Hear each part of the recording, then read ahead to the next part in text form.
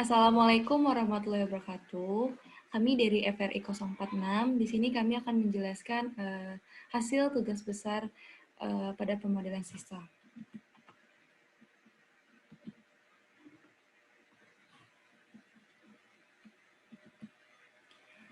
Terdapat studi kasus, di mana studi kasus ini merupakan dari PT Model, yaitu PT Model ini adalah perusahaan yang memproduksi dua jenis produk alat elektronika, yaitu oskiloscope yang dilambangkan dengan huruf O dan juga voltmeter yang dilambangkan dengan huruf V.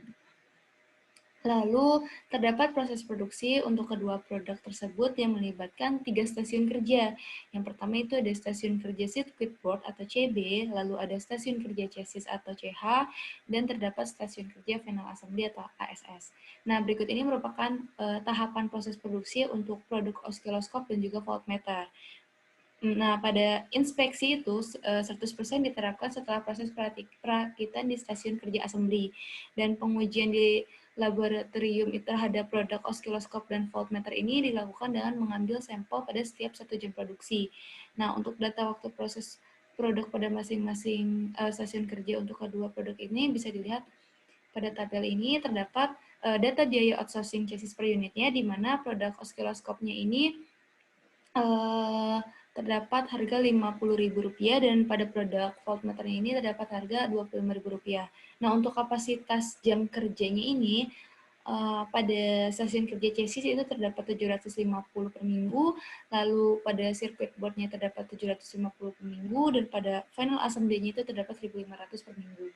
Nah, untuk jam kerja lemburnya itu tersedia sebesar maksimum 50% dari jam kerja reguler, dan ongkos tenaga kerja pada jam kerja lembur juga sebesar 1,25 kali ongkos jam kerja reguler. Nah, lalu terdapat tabel data ongkos produksi dan harga jual juga, di mana harga jual per unit produk oskiloscope-nya ini adalah Rp450.000 per unit produk oskiloscope, dan pada produk voltmeter ini harga jualnya adalah Rp180.000 per unit.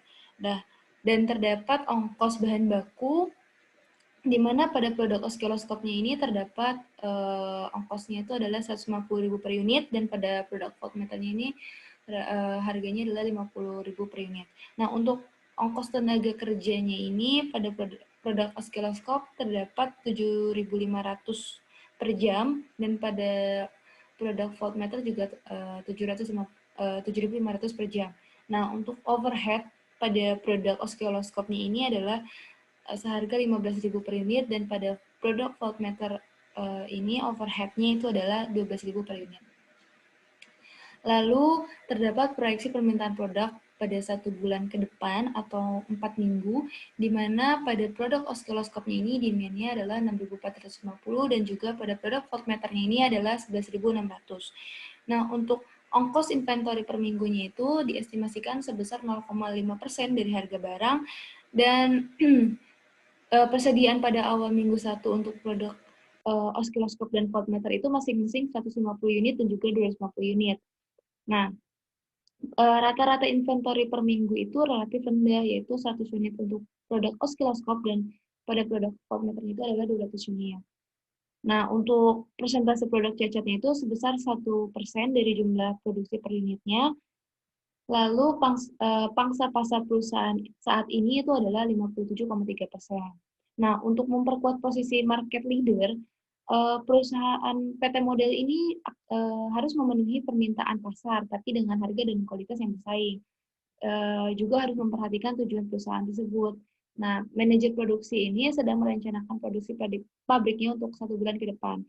Dan manajer pemasaran ini menekankan perlunya adanya maksimasi layanan kepada konsumen, atau permintaan produk untuk setiap minggunya itu harus dipenuhi pada minggu tersebut, karena bisa merupakan faktor kunci agar perusahaan ini dapat mempertahankan pangsa pasarnya. Tapi terdapat upaya juga, yaitu dengan menekan ongkos produksi dan inventory. Nah, untuk direksi perusahaan ini juga menetapkan program cost reduction untuk memelihara dan meningkatkan tingkat keuntungan, karena harga produk itu sangat tergantung pada kondisi persaingan dan nggak bisa dikendalikan oleh perusahaan. Nah, untuk sasaran program pada tahun 2020 itu adalah pengurangan biaya overhead perusahaan yaitu sebesar 25%, dan untuk bisa mencapai target itu, pimpinan perusahaan juga harus menggalakkan program perbaikan proses secara berkelanjutan untuk seluruh proses perusahaan. Dan program yang menarik yang disediakan kepada individu maupun gugus kendali mutu atau tim kendali mutu yang saran perbaikannya yaitu dapat menurunkan ongkos. Nah, lalu direktur produksi juga meminta kepada manajer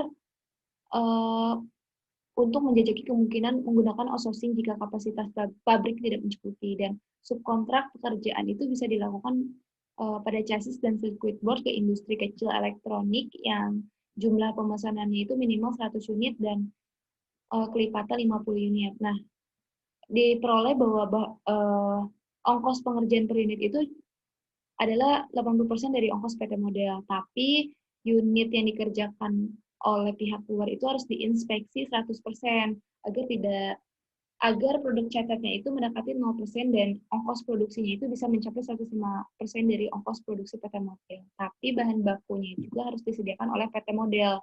Nah, di samping ini merupakan diagram waktu proses pengerjaan produk.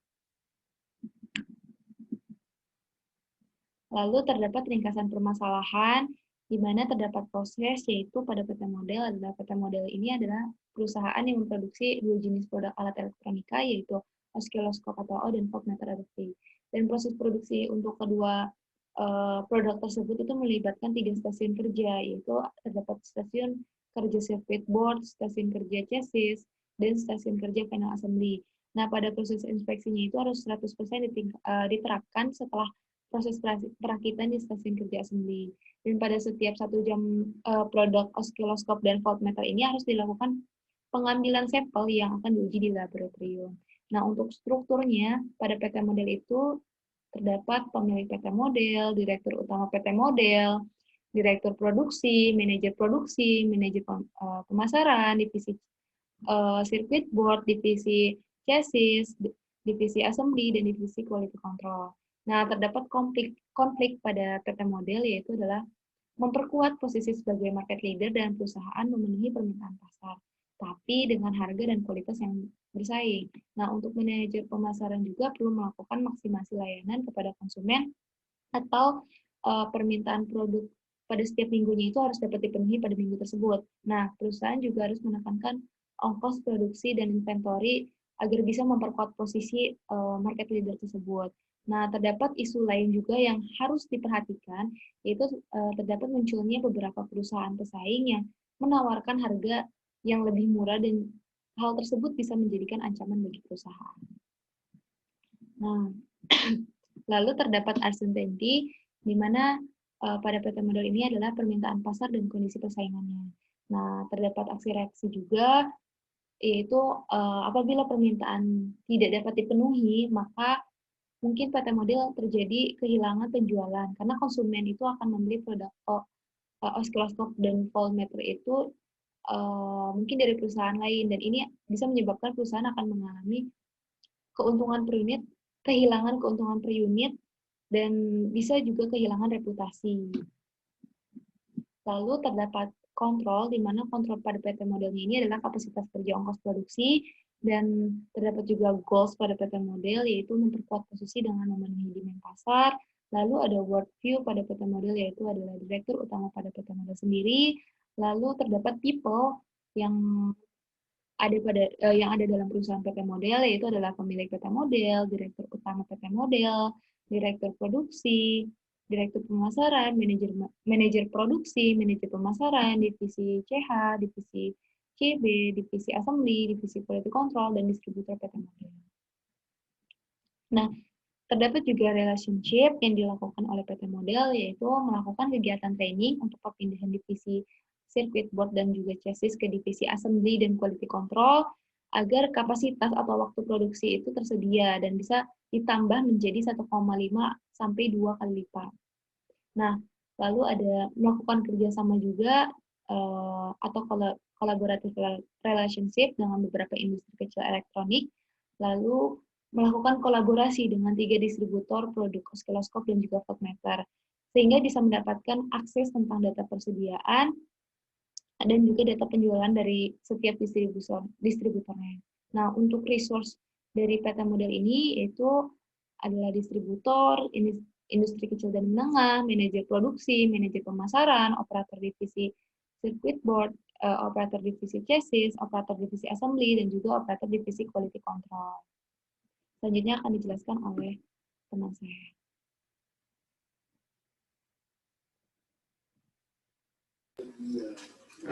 Baiklah, selanjutnya masuk ke rich picture.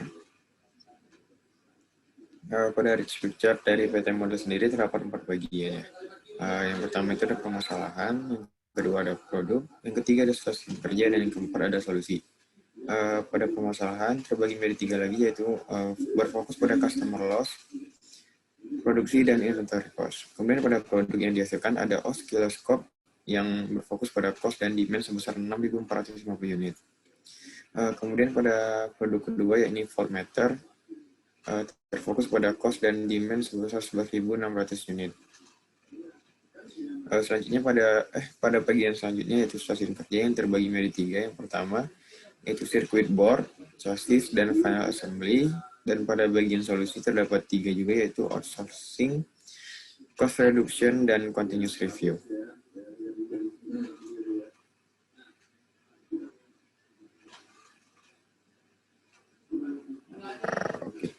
Selanjutnya yaitu analisis stakeholder.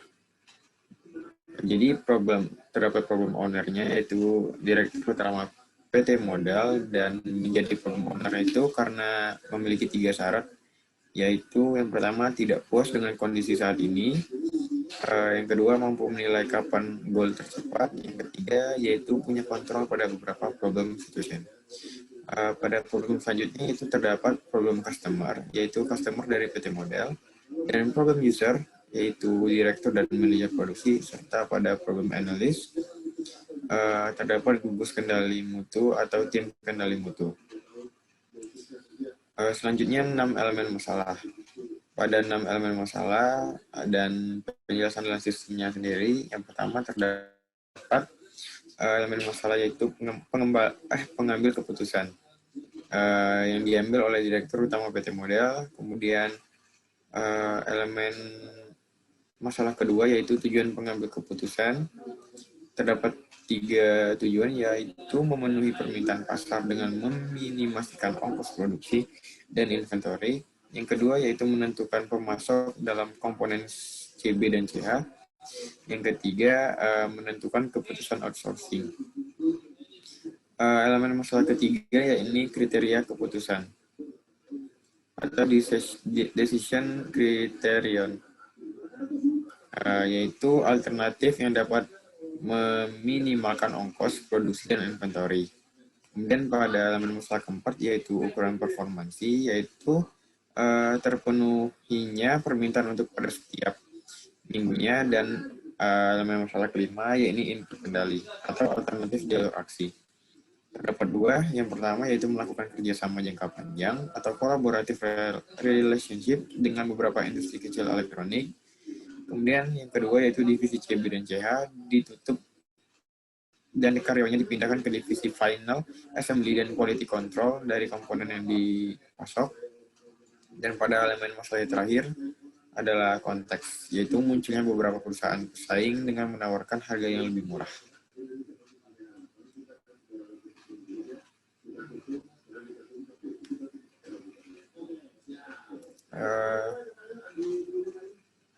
Masukkan hierarki sistem di sini. Yang pertama itu ada neurosystem, yang berarti lantai produksi. Pada wider system terdapat divisi produksi PT Model, dan pada environment terdapat PT Model, dan pada irrelevant environment terdapat kompetitor industri elektronik.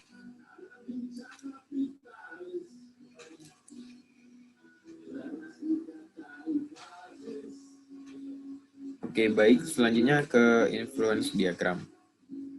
Pada influence diagram dari total keuntungan PT Model sendiri, itu outputnya. Kemudian pada total keuntungan dimakan oleh 3 sistem variabel, yaitu pendapatan kotor, total biaya produksi, dan total biaya inventory. Lalu pada variabel pendapatan kotor dipengaruhi oleh kontrol input, yaitu harga jual per unit dan dipengaruhi oleh variabel yaitu total permintaan terpenuhi.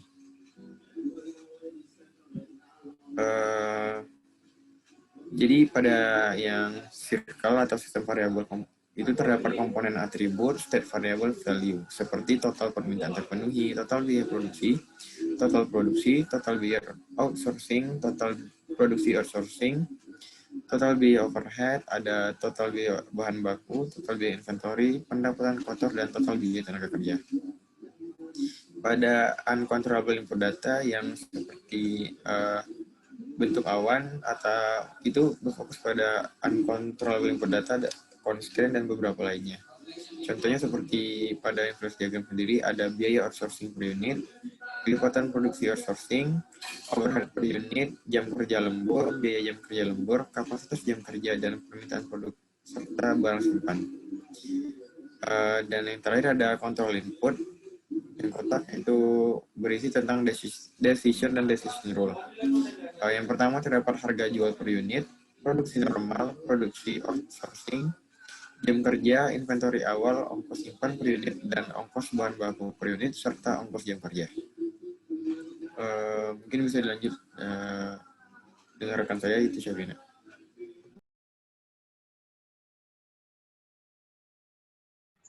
Selanjutnya, berdasarkan model tersebut, kita akan menurunkan menjadi model matematika dari permasalahan di PT model ini. Yang pertama terkait outputnya, yaitu total keuntungan PT model. Di sini ada P atau profit sama dengan revenue dikurangi total production cost ditambah total inventory cost.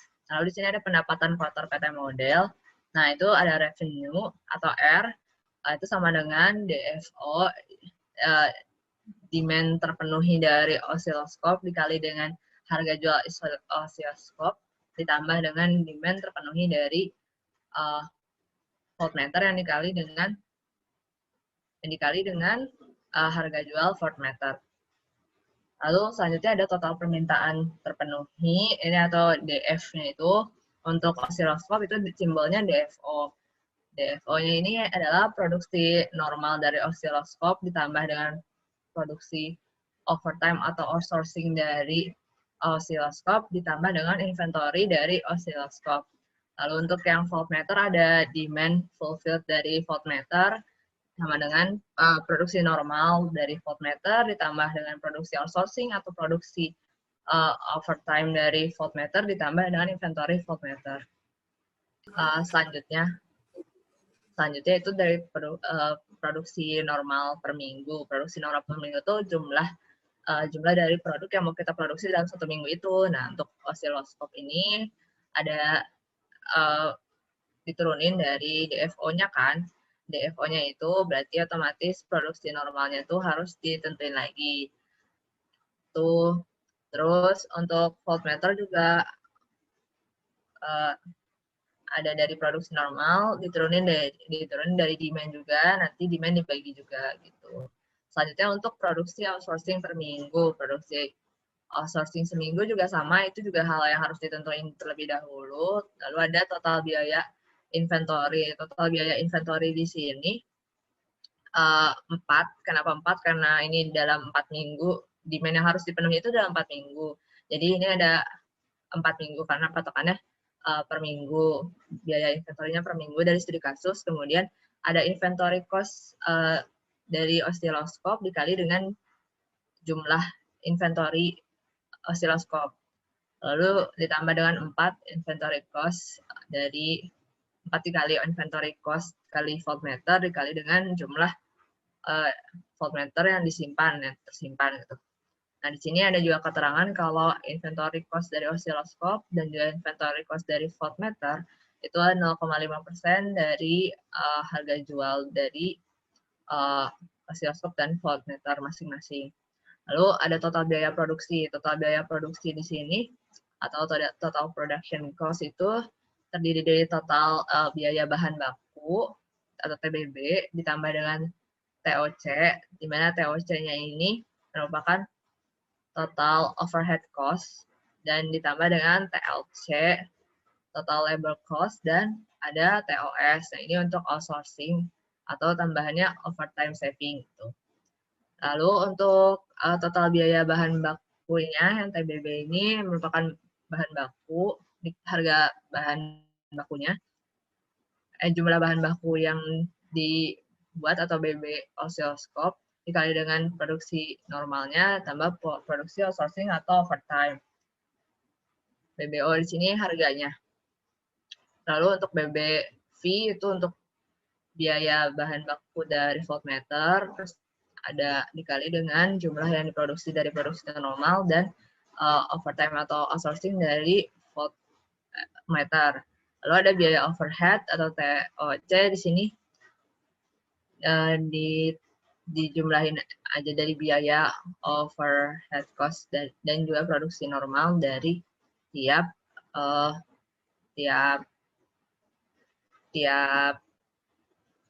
produk ya, kayak dari osiloskop sama voltmeter. Lalu ada total biaya tenaga kerja. Total biaya tenaga kerja atau total labor cost ini kan per minggu biayanya berarti 4 dikali dengan WCH. Ini jam kerja untuk stasiun kerja chassis, lalu ditambah WCB jam kerja yang dari stasiun kerja circuit board, dan WA atau jam kerja assembly ditambah W over untuk overtime. Lalu dikalikan dengan labor cost osiloskop dan ditambah dengan labor cost voltmeter. Boleh di next. Nah, selanjutnya untuk model matematika juga di sini ada kelanjutannya tadi produksi normal yang harus ditentukan terlebih dahulu. Untuk osiloskop, produksi normalnya itu berdasarkan dari waktu jam kerja chassis stasiun kerja dibagi dengan produk itu sendiri, waktu pengerjaan dari produk itu sendiri. Misal untuk osiloskop, dia membutuhkan waktu tersendiri untuk chassis, dan juga ada yang membutuhkan untuk circuit board, dan juga ada assembly, punya waktunya sendiri, ada di diagramnya. Nah, kemudian itu waktu si kapasitasnya atau WCH-nya ini dibagi dengan jumlah atau waktu pembuatan dari produknya masing-masing. Lalu untuk volt. Nah, selanjutnya untuk voltmeter, produksi normalnya ini sama seperti osiloskop, kapasitas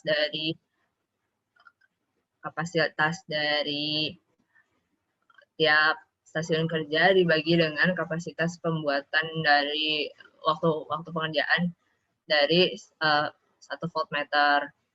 Nah, tapi di sini juga ada constraint lainnya, yaitu ketika dijumlahin waktu total untuk pembuatan seluruh produk pada minggu itu, dari waktu yang dibutuhkan untuk mengerjakan chassis dari osiloskop, di stasiun kerja chassis dari osiloskop, ditambah dengan waktu yang dibutuhkan untuk mengerjakan seluruh produk dari voltmeter di stasiun kerja chassis, itu harus kurang dari sama dengan kapasitas jam kerja dari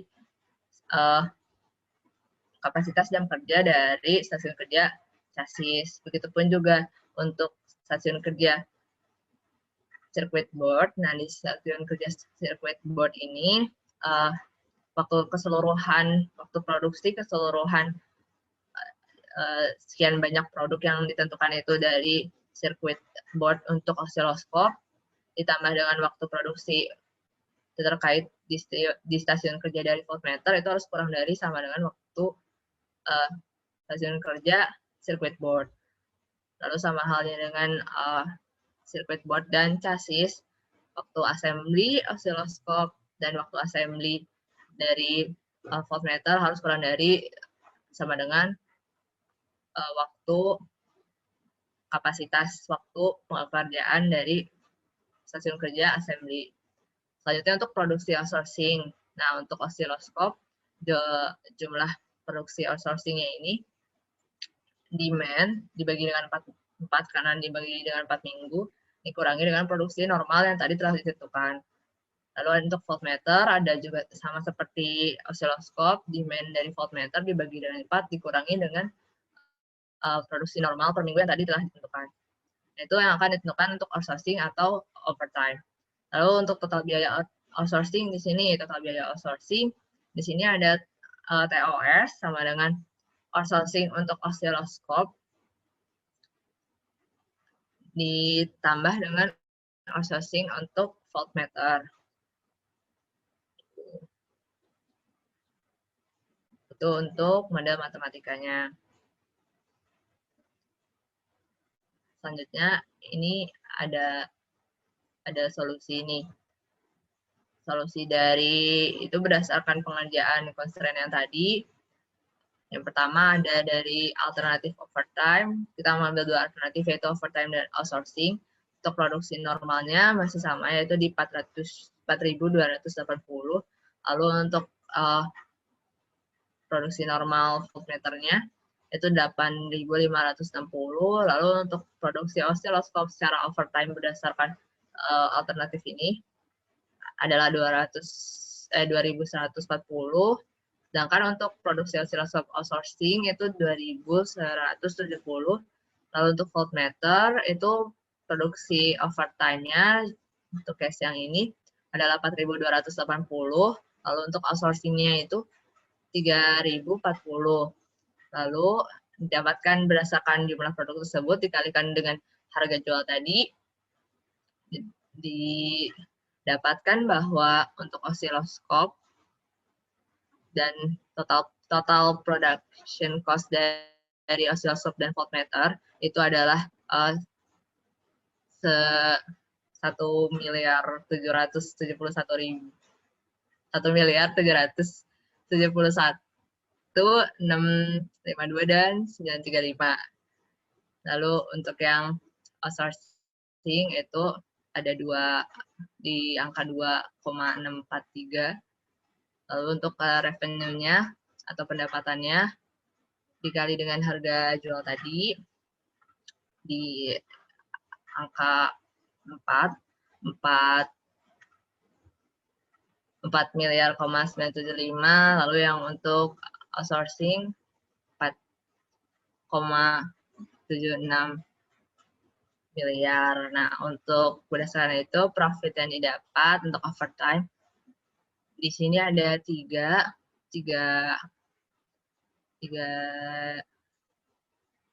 miliar. Kalau untuk outsourcing itu ada 2 miliar berdasarkan, maka yang terpilih dari produksi berdasarkan profit tersebut adalah dengan overtime karena mendapatkan profit yang lebih tinggi, artinya dapat memenuhi kebutuhan pasar yang lebih tinggi juga karena revenue-nya lebih besar. Revenue kan dikalikan dengan harga jual dari produknya itu sendiri. Lalu untuk profitnya didapatkan sebesar sekian, seperti pada gambar. Mungkin cukup sekian dari kelompok kami. Kurang lebihnya mohon maaf. Wassalamualaikum warahmatullahi wabarakatuh.